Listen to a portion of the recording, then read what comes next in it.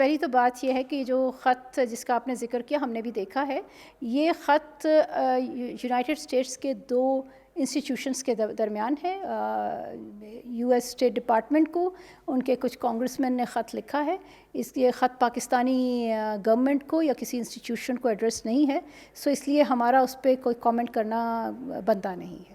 اس سے پہلے US state department کے جو اسپوکس پرسن ہیں ان کی طرف سے جو پاکستان کے الیکشنز ہیں ان کے بارے میں کنسرن کا اظہار بھی کیا جا رہا ہے اور کہا جا رہا ہے کہ ان کی انویسٹیگیشنز ہونی چاہیے اگر کچھ کمپلینٹس ہیں.